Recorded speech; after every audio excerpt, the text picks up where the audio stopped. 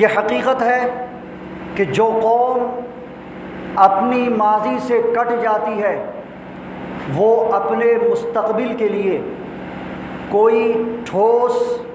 اور مضبوط لائحہ عمل تیار نہیں کر سکتی۔ اپنے اکابر، اپنے اسلاف اور اپنے آباء و اجداد کی تاریخ کو جو قوم فراموش کر دیتی ہے وہ قوم صفحہ ہستی سے مٹ جاتی ہے۔ اس لیے کہ ہم اپنے ماضی اور اپنے آباء و اجداد کی تاریخ کے تابندہ نقوش سے ہی اپنے روشن مستقبل کے لیے کوئی ٹھوس اور مضبوط لائحہ عمل اور رہنما خطوط طے کر سکتے ہیں۔ تو بہت ضروری ہے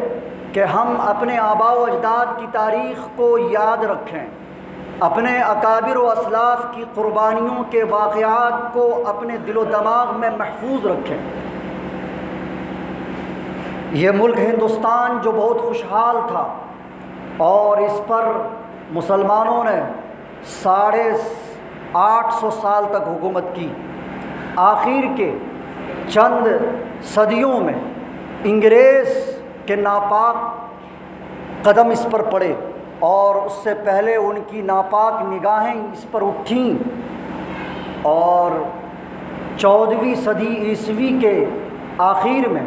اور 15ویں صدی عیسوی کے آخر میں اور 16ویں صدی عیسوی کے آغاز میں انگلستان سے چند تجار اس سرزمین پر آئے، ان کے ناپاک قدم پڑ گئے۔ سن 1601 کے اندر 101 تاجروں نے 30,000 پاؤنڈ کی رقم جمع کر کے ایک کمپنی کی بنیاد رکھی، جس کمپنی کا نام تھا ایسٹ انڈیا کمپنی، اور ان لوگوں نے اپنی تجارتی منصوبے کے تحت کام کو، اپنے عزائم اور اپنے ارادے اور اپنے منصوبوں کو بروئے کار لانا شروع کیا۔ سب سے پہلے جب یہ بنگال کے راستے سے ہندوستان آیا تو ان لوگوں نے مغلیہ سلطنت کے فرما رواؤں کا اعتماد حاصل کیا اور وہاں سے امن و امان کا پروانہ حاصل کر کے ہندوستان کے گوشے گوشے میں پھیلتے چلے گئے۔ تاریخ بڑی لمبی ہے، میں مختصراً آپ کے سامنے عرض کروں گا۔ اگر پوری تاریخ بیان کرنے لگ جاؤں تو خدا کی قسم میں پورے دعوے کے ساتھ کہہ سکتا ہوں کہ میں اگر شام تک آپ کے سامنے جنگ آزادی کی تاریخ کو بتاتا رہوں تو شام ہو جائے گی، واقعات ختم نہیں ہوں گے اور تاریخ کے صفحات ابھی ختم نہیں ہوں گے۔ میں مختصراً آپ کو صرف یاد دہانی کے لیے ان تمام واقعات کی پر مختصراً روشنی ڈالتا چلا جاؤں گا۔ سن 1601 میں جب وہ لوگ یہاں آئے تو اس وقت مغلیہ سلطنت کے جو فرما روا تھے وہ پھر بھی بہت حد تک صحیح تھے، اور اس کے بعد جب 1707 کے اندر عالمگیر اورنگزیب رحمۃ اللہ علیہ کا انتقال ہوا، ان کا دور بہت سنہرا دور تھا، ان کا دور بہت ہی تابناک دور تھا۔ انہوں نے اپنے عادلانہ، منصفانہ، مدبرانہ، محققانہ سوچ اور مزاج اور صلاحیت کے ذریعے سے پورے ہندوستان میں ایک انقلاب برپا کر دیا تھا، اور اس دور میں ان انگریزوں کو سر ابھارنے کا موقع نہیں ملا۔ جب عالمگیر اورنگزیب رحمۃ اللہ علیہ کا انتقال ہو جاتا ہے تو پھر اس کے بعد اس کو سر ابھارنے کا پورے طور پر موقع ہاتھ آ جاتا ہے۔ چنانچہ اس کے بعد یہ اپنی تجارتی کمپنی کے آڑ میں پورے ملک ہندوستان میں پھیل جاتے ہیں، اور پھیلنے کے بعد اپنے پادریوں کو وہاں سے بلاتے ہیں، انگلستان سے، انگلینڈ سے، اور بلانے کے بعد جہاں جہاں یہ مضبوط پوزیشن میں ہوتے ہیں وہاں پر مسلمانوں کو، ہندوؤں کو اور سکھوں کو زبردستی مذہب تبدیل کرواتے ہیں اور عیسائی بناتے ہیں، اور جہاں پر یہ کمزور ہوتے ہیں وہاں اپنی خوشامدانہ مزاج کے ذریعے سے وہاں کے امراء اور وہاں کے سلاطین اور وہاں کے نواب کو اپنا حامی بنانے کی پوری کوشش کرتے ہیں۔ وہ عالمگیر اورنگزیب رحمۃ اللہ علیہ کے انتقال کے بعد پورے ملک میں طوائف الملوکی کا دور شروع ہو گیا، اور جگہ جگہ نواب نے اور امراء نے اپنی حکومت کا اعلان کر دیا تھا۔ تو چنانچہ پورے ملک ہندوستان کے اندر اس نے یہ کیا کہ جتنے امراء تھے سب کو کسی طرح سے منا لیا۔ اس میں صرف دو تھے۔ سب سے پہلے تو تھے نواب سراج الدولہ، جو مانے نہیں، اور بنگال کے پلاسی کے میدان میں 1757 کے اندر لوگ یہ سمجھتے ہیں کہ جنگ آزادی کی تاریخ 1857 ہے۔ میں یہ کہتا ہوں کہ اے مسلمانوں، اے مسلم نوجوانوں، تمہاری تاریخ جنگ آزادی کی جو تاریخ ہے، تمہیں دھوکہ دیا گیا ہے، تمہارے ساتھ فراڈ کیا گیا ہے، اور تم نے اپنے آباء و اجداد کی تاریخ کو پڑھا نہیں ہے۔ دیکھو کہ تمہاری تاریخ جنگ آزادی کی تاریخ 1857 سے نہیں بن رہی ہے، بلکہ اس سے 100 سال پہلے 1757 سے جنگ آزادی کی تاریخ کا آغاز ہوتا ہے، جبکہ سراج الدولہ پلاسی کے میدان میں اپنی فوج کو لے کر انگریزوں کی فوج سے، جو اس کی فوج منظم ہوتی ہے اور مٹھی بھر ہوتی ہے، اس جماعت سے وہ ٹکرا جاتا ہے، لیکن اپنے لوگوں کی درپردہ سازش کی وجہ سے وہ ناکام ہو جاتے ہیں، اور اپنوں کی غداری کی وجہ سے وہ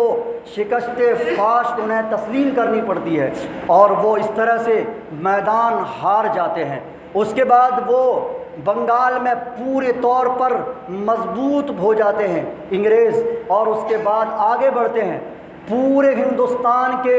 گوشے گوشے میں امراء اور نواب سے وہ معاہدہ کر لیتے ہیں انگریز، اور لیکن ایک واحد شخص ہوتا ہے جس کا نام ہوتا ہے، جو بہت جری ہوتا ہے، وہ بہت بے باک ہوتا ہے، بہت ہی نڈر ہوتا ہے، جو بہت بڑا جرنیل ہوتا ہے اور سپاہی کا لشکر ہوتا ہے، اور اس کا نام پوری دنیا میں، پوری تاریخ ہندوستان اور جنگ آزادی کی تاریخ میں سنہرے نام سے اس کا نام، سنہرے حروف میں اس کا نام لکھا ہوا ہے، جس کو ہم اور آپ سلطان ٹیپو شہید رحمۃ اللہ علیہ کے نام سے جانتے ہیں۔ 1799 کے اندر ان سے بھی جنگ ہوتا ہے۔ وہ بندہ مانتا نہیں ہے، کہتا ہے کہ ہم تم سے مصالحت نہیں کریں گے، تمہارے سامنے ہم اپنا سجدہ، اپنا سر خم نہیں کریں گے، اور وہ بندہ یہ نعرہ لگاتا ہے کہ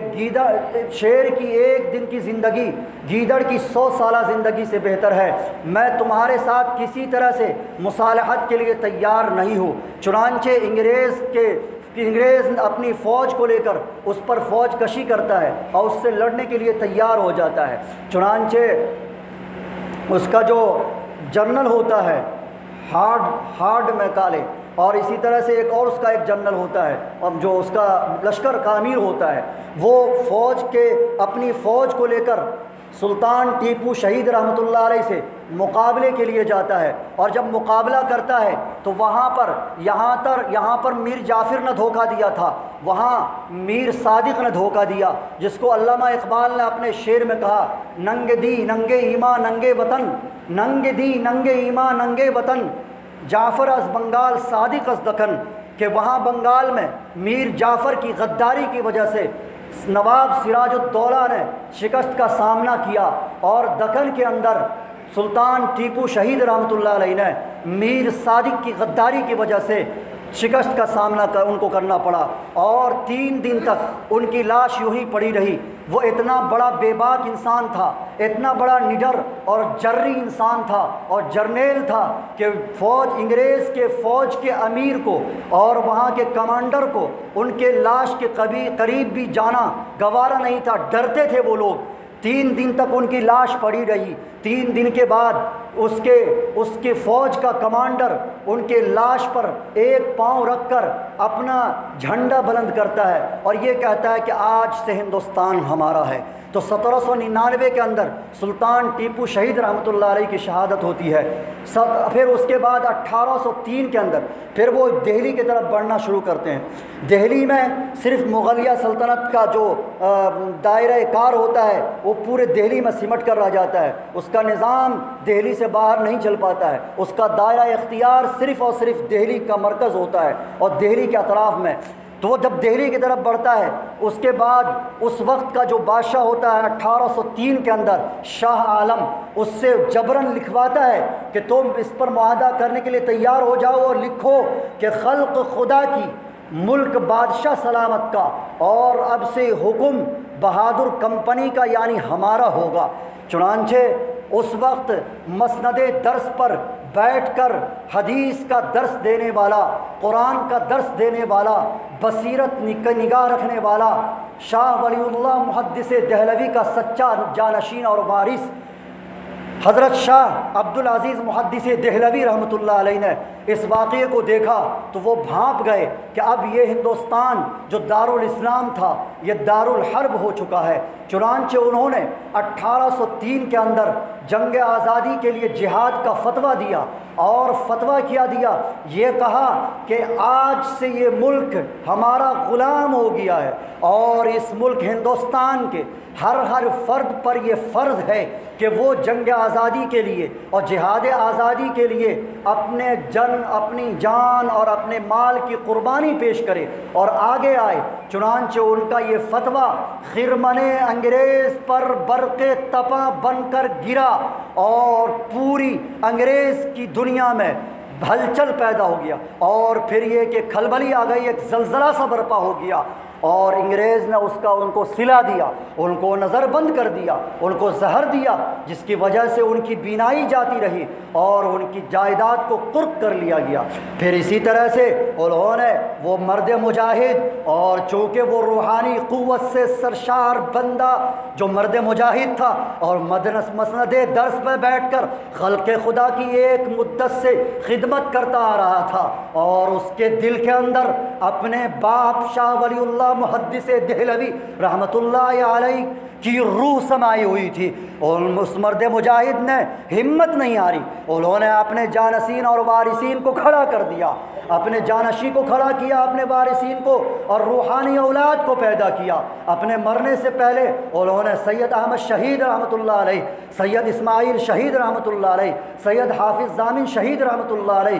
سید مولانا عبدالحی لکھنوی رحمۃ اللہ علیہ اور دیگر اکابر کو انہوں نے پیدا کر دیا اور تیار کیا۔ چنانچہ اس کے بعد سے مولانا سید احمد شہید رحمۃ اللہ علیہ اور سید اسماعیل شہید رحمۃ اللہ علیہ، یہ دونوں کے دونوں اپنی قیادت میں لوگوں کو لے کر ملک ہندوستان کے دورے کے لیے نکل پڑے، اور اس دورے کا مقصد جہاد کے لیے لوگوں کو ترغیب دینا تھا، لیکن ظاہر یہ کیا گیا کہ ہم صرف سماجی اور اصلاحی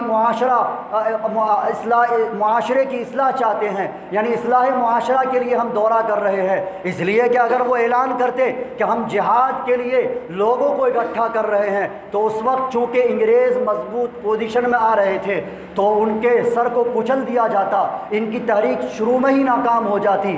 اور چونکہ اور دوسری بات یہ بھی تھی کہ مسلم عوام کے اندر دینداری نہیں تھی، ان کے اندر بیداری نہیں تھی، تو ان کے اندر دینداری لانا، تدین پیدا کرنا اور ان کے اندر بیداری پیدا کرنا ضروری تھا، اس لیے وہ دہلی سے نکلے، میرٹھ گئے، سہارنپور گئے، دیوبند گئے، کاندھلا گئے اور ان تمام علاقے کا دورہ کیا، اور پھر علاقے کا دورہ کرتے ہوئے رائے بریلی تک آئے، اور دورہ جب کیا تو 1 سال کے بعد وہ سارے جہاں جہاں جاتے رہے سب کے سب ان کے مریدین بنتے چلے گئے۔ پھر اس کے بعد 3 سال کے بعد پھر ایک دورہ کیا، جو آپ نے دورہ کیا تو بہار بھی آئے، اور شروع دن سے ہی علماء بہار کی بڑی قربانی رہی ہے، علماء صادق پور پٹنہ کی بڑی قربانی رہی ہے، خاص طور سے ان کے جو بانی مبانی تھی تحریک کے بانی مبانی اور مرکز پٹنہ کے جو بانی تھے اور امیر تھے، ان کا نام تھا مولانا ولایت علی، اور ان کے بھائی تھے مولانا عنایت علی، اور اس طرح سے ان کے بہت سارے بھائی اور ان کے کارندے تھے۔ مولانا ولایت علی نے مولانا سید احمد شہید رحمۃ اللہ علیہ کے ساتھ ان کا تعاون کیا، اور جب بالا کوٹ کے میدان میں سید احمد شہید رحمۃ اللہ علیہ نے لڑنا شروع کیا اور جہاد کا علم بلند کر دیا 1831 کے اندر میں، تو پھر یہاں سے مولانا ولایت علی نے تین ہزار کا لشکر مرد مجاہدین کو بھیجا کہ تم جاؤ مولانا عنایت علی کے سرکردگی میں اور زیر نگرانی، اور وہاں پر جا کر کے ان کا مقابلہ کیا، لیکن بالا کوٹ کے میدان میں سید اسماعیل شہید رحمۃ اللہ علیہ کو کیا کہتے ہیں ایک دھوکے سے بلایا گیا تھا وہاں پر لوگوں کو۔ وہاں جب گئے تو مقابلہ ہوا سکھوں سے، چونکہ انگریز بہت ہی چالاک اور مکار اور عیار قوم ہے، اس نے یہ دیکھا کہ اگر ہم لڑیں گے تو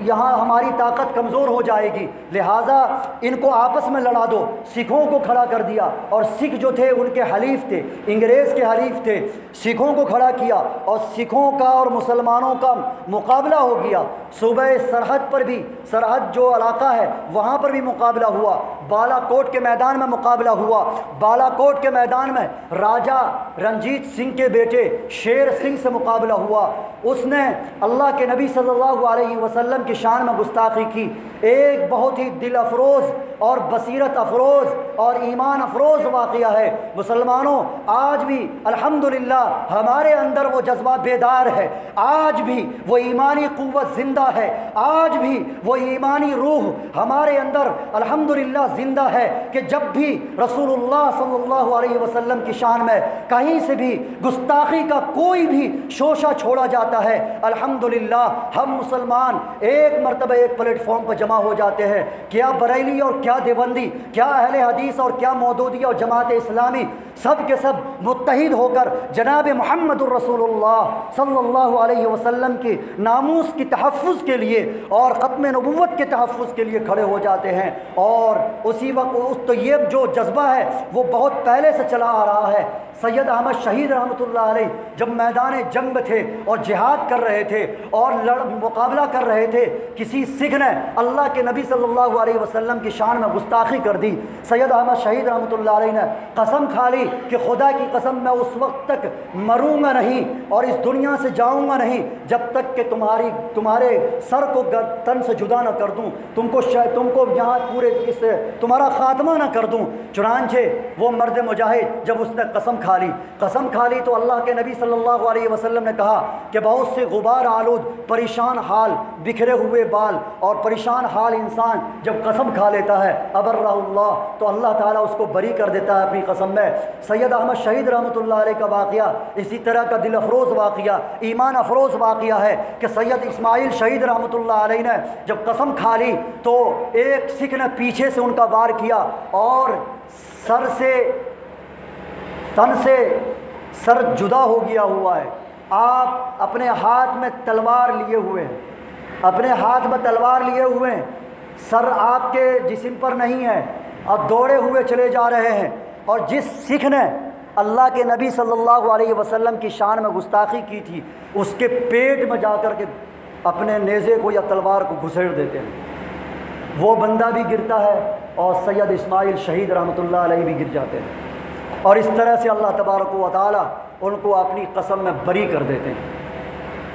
یہ ایمان افروز واقعہ ہمارے لیے یقیناً بہت ہی بصیرت افروز ہے اور ہمارے ایمان کو بھی بڑھانے کا سبب بن سکتا ہے۔ غور کرنے کی بات ہے، بس صرف ہم یہ کہ ٹھنڈے دل دماغ سے غور کریں کہ ہمارے آباء و اجداد نے، ہمارے اکابر نے، ہمارے علماء نے کس طرح کی قربانیاں دی ہیں اور کس طرح کے مظالم برداشت کیے ہیں۔ پھر آگے بڑھتے چلے جائیں، وقت لگتا بھی یہیں ختم ہو گیا۔ ابھی تو 1831 میں آئے، اس کے بعد بھی یہ معرکہ لڑتے رہے۔ سید اسماعیل شہید رحمۃ اللہ علیہ کے انتقال کے بعد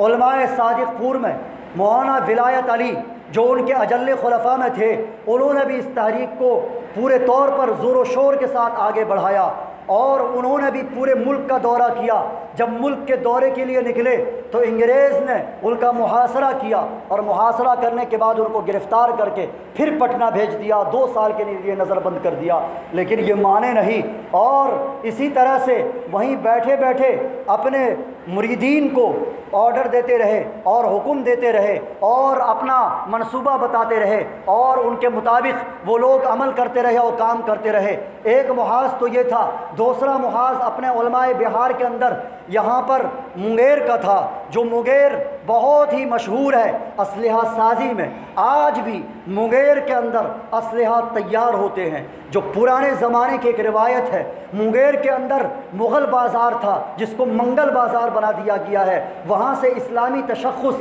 اور اسلامی نام کو مٹانے کی، جس طرح سے پورے ہندوستان سے جس طرح سے الہ آباد کا نام مٹا دیا گیا اور مٹایا گیا کہ مطلب اس کو کہ وہ پریا راج کر دیا گیا، یہ سازش ایک طرح کی سازش ہوتی ہے کہ کسی طرح سے یہاں سے اسلامی نام کو، اسلامی تشخص کو ختم کر دیا جائے۔ اسی طرح سے منگیر کے اندر کئی علاقے جو اسلام کے لیے اور مسلمانوں کے لیے سنہرے حروف میں لکھے جانے والے علاقے تھے اور وہاں سے مسلمانوں کی بو آتی تھی، انہوں نے ان کو بدل دیا، مغل بازار کو منگل بازار کر دیا۔ اسی طرح سے دیگر علاقے کو بدلا۔ وہ منگیر جو جس میں حضرت مولانا محمد علی منگیری رحمۃ اللہ علیہ تشریف لائے تھے اور اسی وقت تشریف لائے تھے اور یہاں پر قادیانیوں کی سرکوبی کے لیے آئے تھے اور ختم نبوت کے تحفظ کے لیے تشریف لائے تھے، جبکہ جو کہ ندوہ کے بانی تھے اور اس وقت جب وہ آئے ہیں تو انہوں نے بھی قربانیاں دی ہیں۔ ہمارے علماء بہار کی بھی بڑی قربانیاں رہی ہیں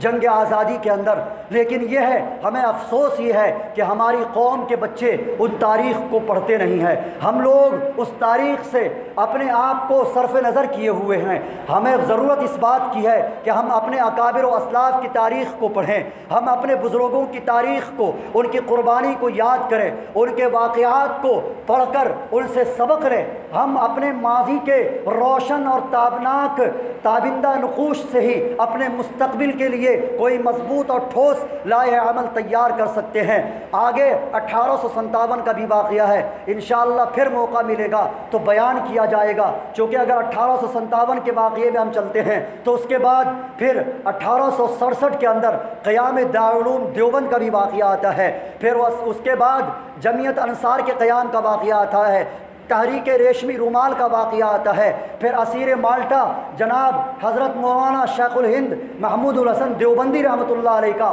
مولانا حسین احمد دیوبندی رحمۃ اللہ علیہ کا اور اس مدنی رحمۃ اللہ علیہ کا، اور پھر اس طرح سے بڑے بڑے جو اکابر ہیں ہمارے مولانا قاسم نانوتوی رحمۃ اللہ علیہ کا جو واقعہ ہے، وہ تمام واقعات کو اگر بیان کرنے لگ جاؤں، پھر اسی طرح سے مولانا رحمۃ اللہ کیرانوی رحمۃ اللہ علیہ کا، جنہوں نے مناظرے کے میدان میں پادریوں کو شکست فاش دی ہے، اور مولانا قاسم رحمۃ اللہ علیہ کے جو کارنامے اور واقعات ہیں قیام دارالعلوم کے پس منظر میں، ان تمام واقعات کو اگر بیان کرنے لگ جاؤں تو میرے پاس چونکہ وقت نہیں ہے، اس لیے میں صرف یہ گزارش کروں گا کہ کم سے کم آپ ان تمام واقعات کو کسی اکابر، کسی بڑے عالم سے آپ حاصل کریں، اور اگر حاصل نہیں کر سکتے ہیں تو کوئی چھوٹی سی کتاب لے کر جنگ آزادی کے اوپر بہت ساری کتابیں دستیاب ہیں، موٹی موٹی بھی کتابیں دستیاب ہیں، پتلی کتاب بھی دستیاب ہے، ان تمام کتابوں کا آپ مطالعہ کریں۔